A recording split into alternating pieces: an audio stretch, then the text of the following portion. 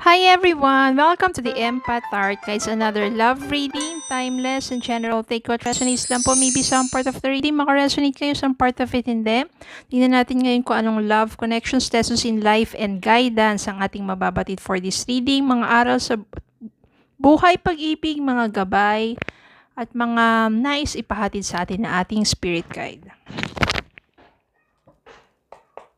Spirit guides, send me messages. Anong love, connections, lessons in life, and guidance ang nais niyo ipabatid sa amin? Mga aral sa buhay, pag-ibig, mga gabay. Ano ba nais niyo iparating sa amin? Lalo na sa mga panahon na to, maraming energies. Ano ang pinakamalalakas na mga energies dito? At ano ang mga gabay ninyo para sa kanila? Spirit guides, send me messages.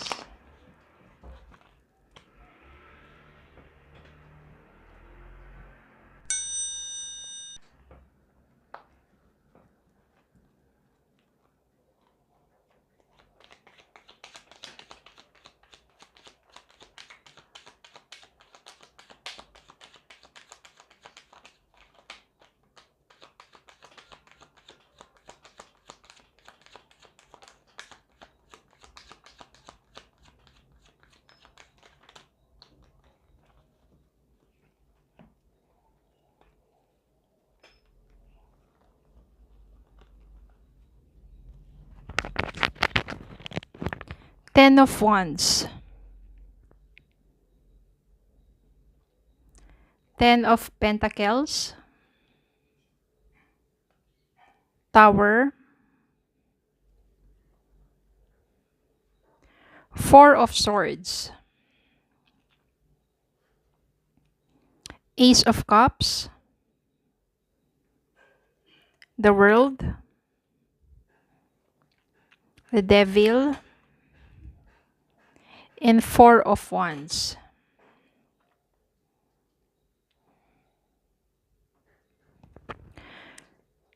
Malaki nangyaring kaguluhan sa pagsasama nyo ng person mo. Because meron ditong Tower, meron ditong Ten of Wands, and merong Devil. Somehow naging toxic ang inyong relationship. Para kasing sa umpisa, ganyan naman magliligawan, magiging sweet, magiging sobrang, di ba, yung lambingan, ganyan. Pag nagsama na, doon mo na makikilala ng husto yung ugali ng isa't isa. Yung isa may pagkatamad pala, palaasa, or meron dumadating yung times na nanghihinaan ng loob yung isa, tapos binibigyan mo ng suporta pero hindi niya matulungan ang sarili niya. Nagiging iba na ang pananaw sa bawat sasabihin mo. Iba na yung take niya sa malasakit mo, ganun. Meron naman times dito na sobra ng komportable sa isa't isa. Na nawawala na yung dating kayo na parang yung lambing, parang wala na, tapos natitaken for granted na. Or nagiging busy. No, sa pagiging busy na yon, nawawala na ng panahon sa isa't isa, puro trabaho na lang, puro na lang yung target, deadline, trabaho. So, yung una ninyong pagsasama, yung sa umpisa, nawawala na, napapalitan na ng pagiging toxic. Kaya nandito yung devil. Ngayon, unti-unti nang nawawasak to at para sa inyong dalawa, masyado na mabigat pa ang inyong pagsasama. Wala na kasi yung connection ninyo before na there is understanding, support, yung sabihin nating love, wala nang stability dito. Ang nangyari siguro dito, maaring ang isa sa inyo, wala na sobrang bigat na. Gusto ko na lang parang emotionally burnt out na. Ayoko na masyado pang dalhin yun. Aalis na lang ako, magpapakalayo-layo na lang ako. Mangingibang bansa ako o aalis na sa lugar na yun, lalayo. Totally wala na. Darating ang panahon, lilipas ang panahon, na wala na kayong contact, may kanya-kanya na kayong buhay. At biglang magtatagpo ang inyong landas. Maaring sa hindi inaasahang pagkakataon, muli kayong pagtatagpuin ng tadhana. This time, maaaring nandyan na, meron na kayong realizations, nagkaroon na ng maturity, napag-isip-isip na namimiss niyo yung isa't isa, na hindi dapat naging ganun ang inyong relasyon. Kung ganito lang sana, kung naging ganyan ka lang sana, at kung ano-ano pang mga realizations. At maganda naman dito sa inyong muling pagtatagpo kasi you grow. You learned from the past. Parang sa paghilom na yon, sa panahon ng paghilom, nag-evolve ka, nag-mature ka. Marami kang bagay na natutunan doon sa past relationship mo, sa buhay, and about love. Kaya naman you grow spiritually, you become more mature, emotionally stable, you become wiser, you become stronger in life. At sa muli ninyong pagtatagpo na yon, mararamdaman mo sa sarili mo, mararamdaman nyo sa isa't isa that there is still love. Nandiyan pa rin, umuukit pa rin sa puso ninyo yung damdamin ninyo sa isa't isa. Hindi lang naging maayos kasi siguro sa mga panahon na to, maybe you are too young, maybe you are immature, maybe may mga pare-pareho pa kayong goals or gustong gawin sa buhay ninyo na hindi nyo pa na-achieve. At maybe, not the right time pa na magkasama kayo. Pero nang tumating yung panahon, lumipas yung panahon at muli kayong pinagtagpo ng tadhana, nandun pa rin talaga yung love ninyo sa isa't isa. Kaya nga naging masakit na nagkahiwalay kayo. At sa inyong muling pagtatagpo, lagay natin yan dito. Sa muli ninyong pagtatagpo, eto na, magsisimula muli kayo. And since pareho na kayong stable and emotionally mature enough to handle relationship, ito yung makakamtan ninyo, 10 of Pentacles. Yung 10 of Pentacles na to, in all aspect of relationship, nandiyan yung maunlad at napakasayang pagsasama at makakabuo kayo ng pamilya. Maaring dito hahantong to marriage. Since pareho na kayong stable, financially, emotionally, matatag na kayo pareho. At ang inyong pagsasama, magiging masaya, magiging maaliwalas, magiging magaan, magiging maunlad. Kaya siguro yung mga panahon na pinaghiwalay kayo, yun yung panahon ng healing and yung proseso sa inyo ni God o ng universe for you to be independent and for you to become more mature in life.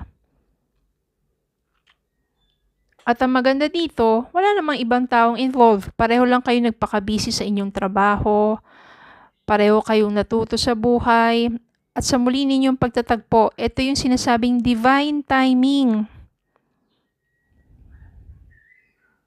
At nandun pa rin yung love sa isa't isa at pareho pa rin kayong available. Diba? Talagang perfect and divine timing talaga yon.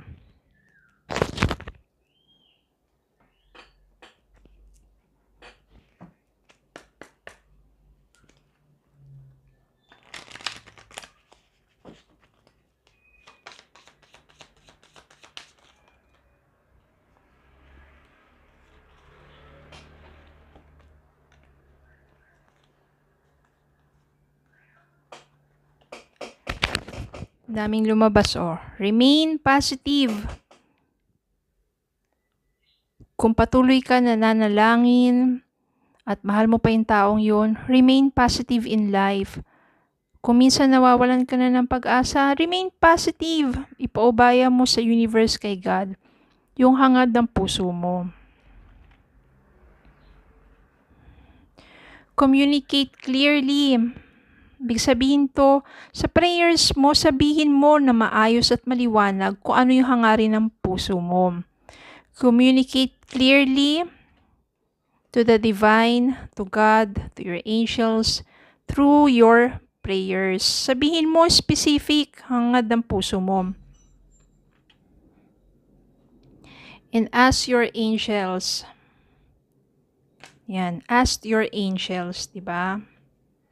Meron dito lumabas kasi maaring ang iba sa inyo, it will happen within the next few weeks. At maaring iba sa inyo, it will happen within the next few months. So, remain positive. There is hope. At ito yung pinakamahalaga po. Habang nandiyan kayo sa period of waiting, nandiyan kayo sa panahon ng paghihintay para sa tamang tao, nandiyan kayo sa panahon ng paghihintay ng pagbabalik ng taong mahal ninyo, patuloy kayong magpakabuti. Palagi ninyong ilaan ang sarili ninyo upang tumulong sa kapwa. Because by helping others, yung energy na yun na pagtulong sa kapwa, pagiging mabuti, it raises your vibration. Nandun yung energy of love, of caring, at yung energy na dumadaloy sa universe, yung binibigay mong energy na yun na dumadaloy sa universe, yun ang babalik sa'yo. Tutulungan ka ng universe at higit sa lahat, yung energy of love, ibabalik sa'yo. Yung love na yun with the right person at the right time. At kung yun yung person na hangad mo, na nais nyo makapagbalikan kayo, darating yung tamang panahon na yun na kung saan yung person mo meron ng pagbabago, na kung saan yung person mo becomes a better person para sa muli ninyong pagtatagpo, meron kayong isang masaya at maunlad na pagsasama. Kasi minsan, dadrasal ka, di ba? Bumalik na siya sa akin, magkabalikan na kami, magkausap na kami. Paano ko sa panahon na yun, hindi pa na-achieve yung proseso na yun ni God para sa taong yun. Immature pa rin siya, makasarili pa rin siya. Marami pa rin siyang bisyo. Pagka nagkabalikan kayo na ganun pa rin yung state of mind niya, o ganun pa rin, wala pa rin pagbabago sa kanya, wala, masasaktan ka lang ulit. Ganun lang ulit. Babalik lang doon, iikot lang doon sa pagiging toxic ulit ang pagsasama ninyo. So, there is always a divine timing. Maniwala ka lang. At sa habang naghihintay ka upang matupad ang iyong dalangin, magpakabuti ka lang. And always help others. And stay in simplicity and in kindness. Okay? So, yun lang po. Maraming salamat po for watching. Please don't forget to like, share, comment, and subscribe. Follow me in Facebook and TikTok. Have a good day po and God bless.